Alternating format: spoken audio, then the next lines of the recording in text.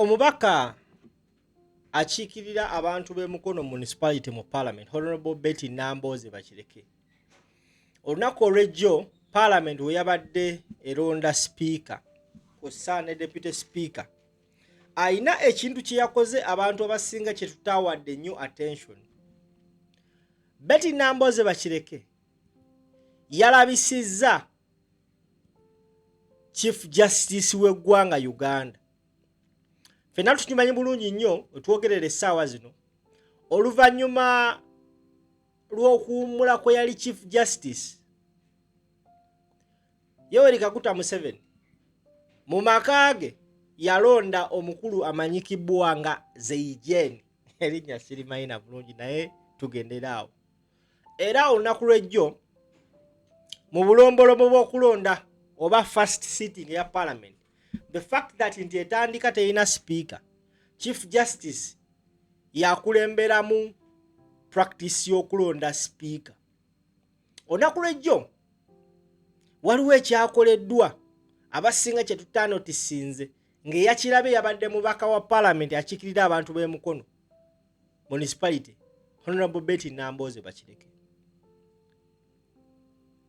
Bano abaana ba National Unity Platform buli nsonga bagiwa akadde detail by detail. Kigenda kuba kizibu nnyo bano abaana bayita kulitalaba. Kano nange nabadde sikalabe. Chief Justice yabadde atandika practice y'okulonda speaker. Yategeezezza abantu n'abagamba ababaka abagenda okulonda betulinawo bali 3. Oba mwakawulidde?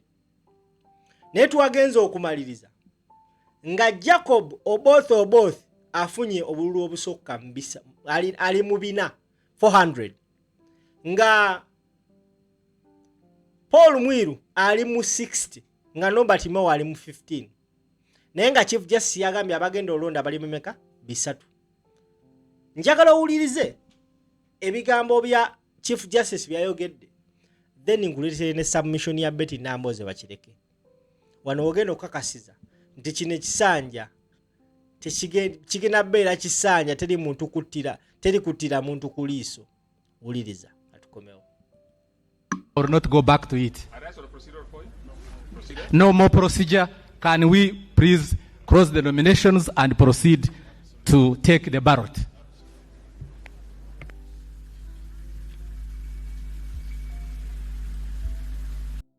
Chief Justice yabadde mukambwe nnyo. Okumanya nga yabadde mukambwe, yagambye omubaka yabadde amugamba ayina procedure matter gyagala raisinga. Eyo procedure matter mbu mu parliament tebagigaana. Because eno yabadde parliament ngetulo omuntu gwayo gusooka its first sitting. Yabagambe no more procedure matter. Kino kitegeeza ki okusinziira ku benjogedde nabo simanyi bintu bino yaŋŋambye nti kino kya exposing the incompetence and the half-bakedness of the Chief Justice. Mbu Chief Justice tatuukiridde ebintu tabimanyi. Omuntu omu bw'aŋŋambye oba nimba oba bituufu nange nalabe nga mutuufu Chief Justice afuuse dictator. Because n'abantu abadde mu audience nga obalaba they laughed. Yagambye no more procedure matter to be raised. Era olwamaliriza ekyo basabo ne bannyabo n'ayogera ebigambo bino Nambooze bye yasinziddeko okuvaayo okuba omulanga eri eggwanga. Wuliriza video.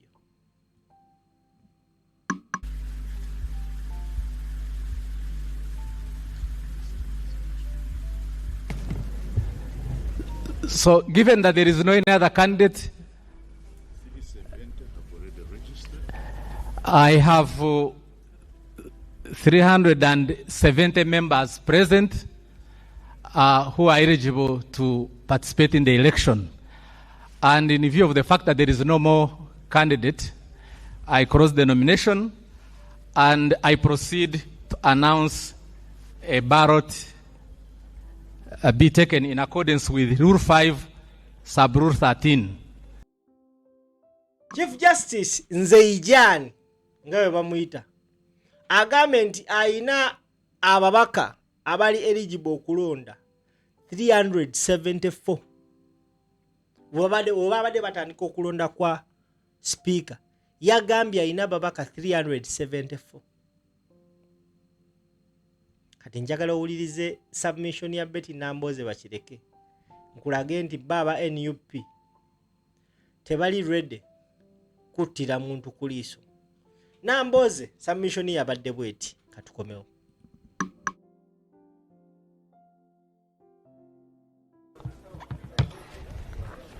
I rise on a point of procedure, Mr. Speaker. Mr. Speaker, while elections for the Speaker were being called, the CJ announced that we had 370 voters in the House. However, when the tally was done, you scored 441 votes. Right Honorable Muiru Paul scored 60 votes, and Honorable Mao Norbert scored 15 votes, bringing the total number of votes to 516, giving a difference of 146 votes out of those that were originally announced. To people who will be reading the answer, Mr. Speaker, they will think that there was ballot stuffing during the election of the Speaker.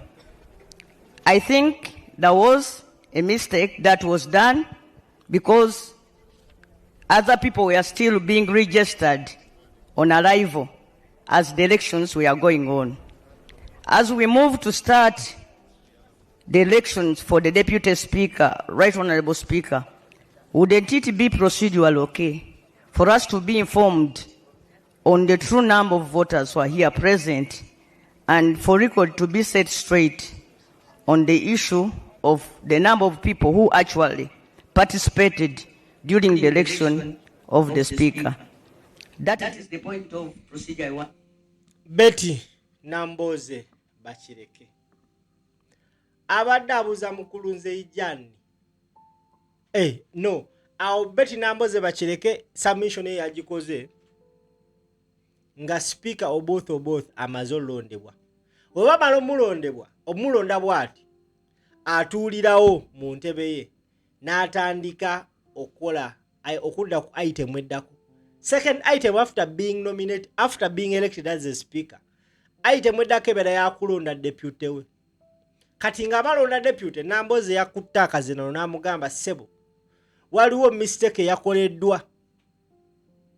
Nze Ijani yabadde mu ntebe gy'otuddemu yategeezezza eggwanga nga tugenda okutandika okukulonda nti ababaka abagenda okukulonda bali 374. Tumaliriza okulonda ng'ababaka abakulonze ofunye obululu 4+. Muiru afunye obululu 6, Mao afunye 15. Bali bonna abeegasse ku bali 374 bavuddewa. Akyogedde nga tali mu kuyomba nti oba mubbi akalulu.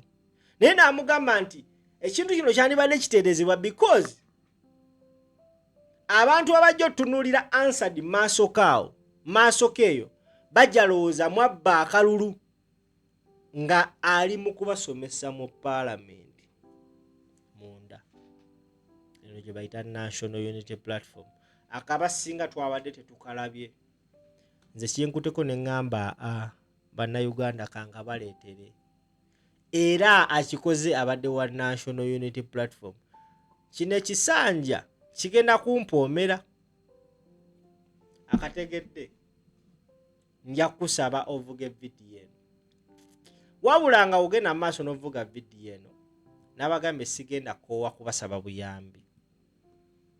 Omwana oyo amannya ge ye Peter, Baby Peter, yazaalibwa n'ekituli ku mutima. Tuli mu kuyita mu bannayuganda ebule n'ebweya okusonda ssente. Twetaaga $5,000,000 n'omusobyo. Omwana oyo twalibwa e India basobole okumujjanjaba omulongoosa. Omwana oyo muto tannaweza na mwaka. Engeri eri emu yokka ey'okusevinga omwana oyo nga tuyambye ku bazadde be ne turaisinga ssente n'atwalibwa mu India bamulongoosa omutima. Nagambye ngenda kukozesa omukutu gwaye guno ngenda kusabiriza buli omu n'ansonyiwa, ngenda kubasabiriza. Bannaye ayina omutwalo, ayina 500, ayina 1000, ayina ekizike, ayina akakadde. Nkwegayiridde taata maama, tukwasizeko tuyambe famire eno. Bambi batunze buli kimu naye byonna bye balina ebyobugagga eno famire y'abanaku tebisobola naweza bukadde 10. Ate nga naawe okimanyi mu ggwanga Uganda keekaana kaabwe akasooka Mukama Katonda yabakuye ebbalaayi yazaalibwa ng'ali bw'atyo. Kyonna ky'osobodde osobola okuntuukirira ku nnamba yange 0701 316 476. Njiddamu 0701 316 476. Nja kusiima nnyo we munaaba muddukiridde famire eno. Lwaki nyamba famire eno era lwaki nagambye ngenda alemerako? Taata w'omwana ono alinga muganda wange munnankyukakyuka. Of course bannankyukakyuka abasinga mwe mumanyi ba foot soldier abatula ku kitebe, ne waliwo abaana abawagidde Kyagulanyi nga tebamumanyi ne ku kitebe tebatuukangayo, naye nga ye ayagala enkyukakyuka. Kizibu kyamukutte, abadde nga asasula omusolo nga ne gavumenti esobola namuyamba.